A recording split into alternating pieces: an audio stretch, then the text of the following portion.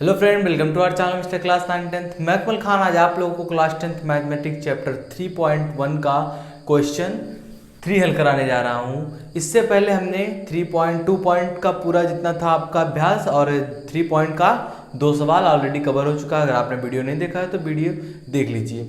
अब देखिए जो हमारा क्वेश्चन है ये क्या कह रहा है। देखिए क्वेश्चन में लिखा गया है कि 2 किलो सेब और 1 किलो अंगूर का मूल्य किसी दिन 160 रुपया है और 1 महीने बाद 4 किलो सेब और 2 किलो अंगूर का मूल्य 300 रुपया हो जाता है। इसे बीजगणितीय और ज्यामितीय रूप में प्रदर्शित करना है। बीजगणितीय रूप में आप जानते हैं कैसे प्रदर्शित करते हैं।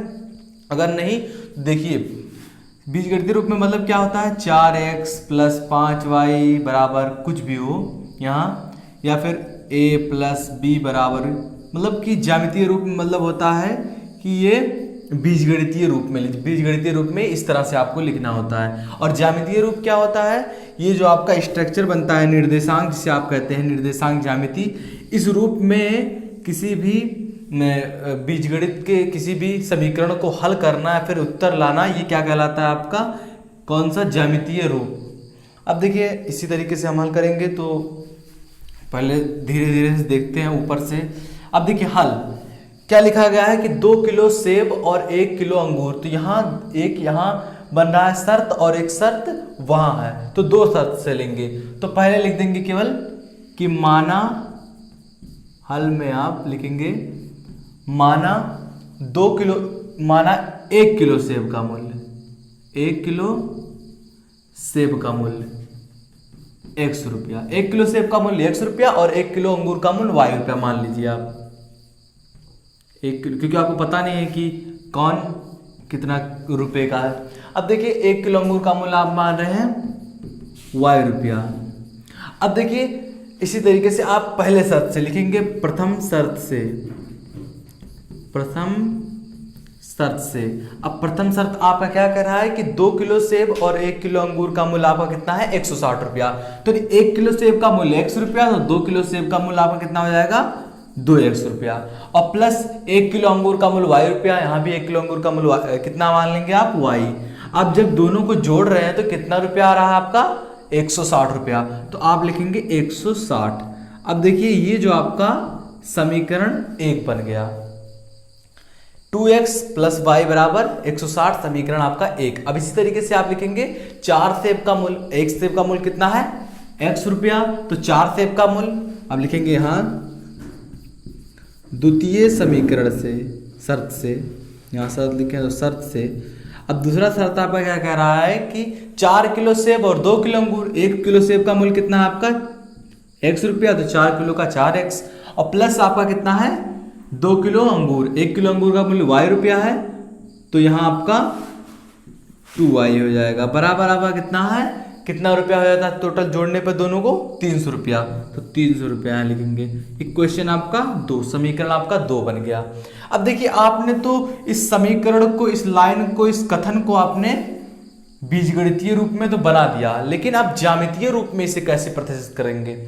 अब देखिए इसके लिए आपको बनाना होगा 2 कॉलम, यानी कि इस तरीके से ज्यामितीय रूप में बनाने के लिए पहले आप x और y का दोनों का, यहाँ x बराबर आप क्या लिखते हैं, तो y बराबर, क्योंकि वहां 2 अक्ष होता है, ये आपका 2 अक्ष होता है, एक x अक्ष एक y अक्ष। इस पे आपको दर्शाने के लिए पहले तो x का मान पता होना चाहिए और y अक्ष का मान पता होना चाहिए।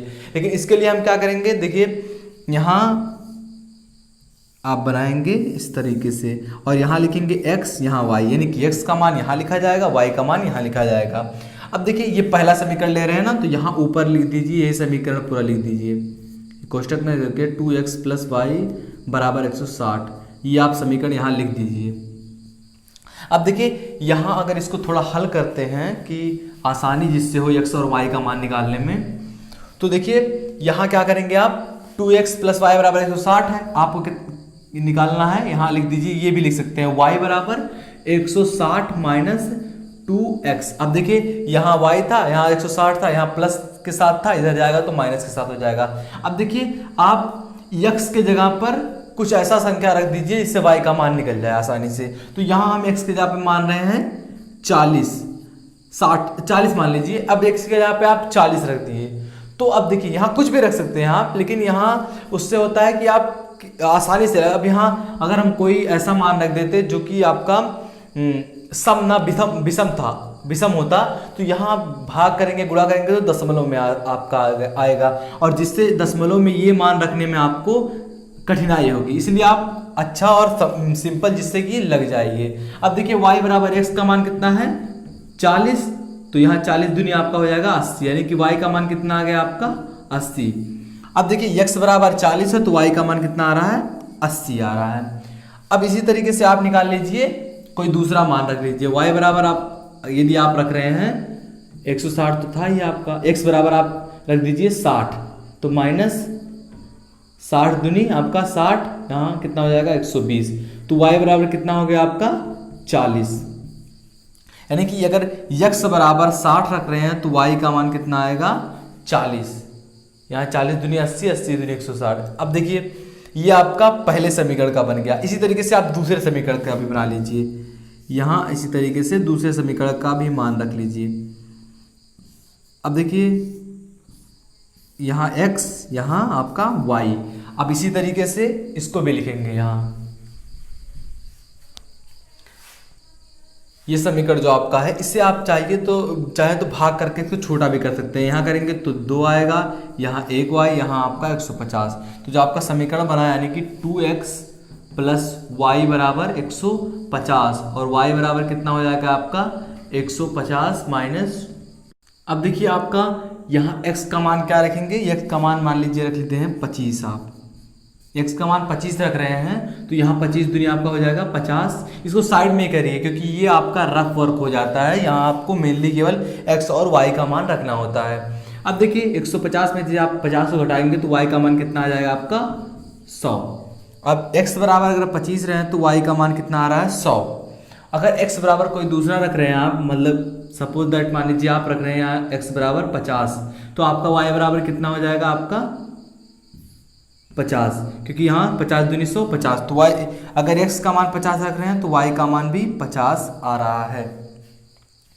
अब देखिए अगर यहाँ, अब देखिए इसमें रखिए आप ज्यामितीय रूप में। अब देखिए यहाँ जब आप बनाएंगे x और y का, यहाँ आपका मूल बिंदु शून्य से प्रदर्शित करते हैं, यह आपका x डैश, यह आपका x डैश, y आपका, और आपका y डैश अक्ष बना लीजिए।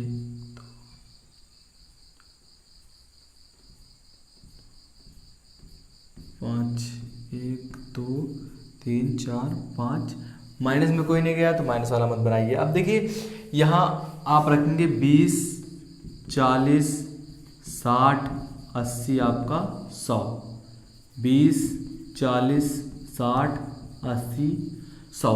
अब देखिए यहाँ पहले समीकरण के आधार पे आप रखेंगे मान को। देखिए पहला समीकरण आपका ये है, यानी कि x बराबर 40 और y बराबर 80, x बराबर 60 और y बराबर 80, इस तरीके से आपका लिखा गया है। तो इसको पहले आप पहले समीकरण को यहाँ ज्यामितीय रूप में प्रदर्शित करेंगे।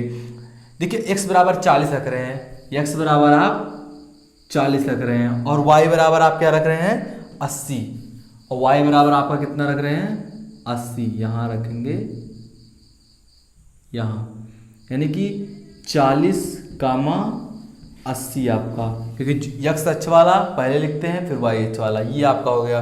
अब देखिए x बराबर 60 रख रहे हैं आप, ये यहाँ x बराबर आप 60 रख रहे हैं,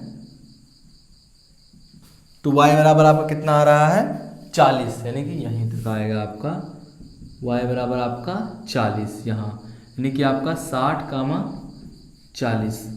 अब देखिए ये तो आपका हो गया पहला समीकरण। अब पहले समीकरण को आप यहाँ एक रेखा से खींच सकते हैं, ये आपका पहला समीकरण कुछ इस तरीके से। तो इस समीकरण का नाम क्या हो जाएगा आपका 2x प्लस वाई बराबर 160, 2x प्लस वाई बराबर 160, ये आपका समीकरण था। इस तरीके से दूसरे को दर्शाइए। x बराबर आप 25 रख रहे हैं तो y बराबर 100 आ रहा है, यानी कि x बराबर यहाँ कुछ 25 आएगा रख रहे हैं तो y बराबर आपका आ रहा है 100, ये यहाँ बनेगा आपका, यहाँ, यानी कि x बराबर आप 25 और y बराबर आपका 100, ये बिंदु एक बना। यहाँ इसको मिटा दीजिए।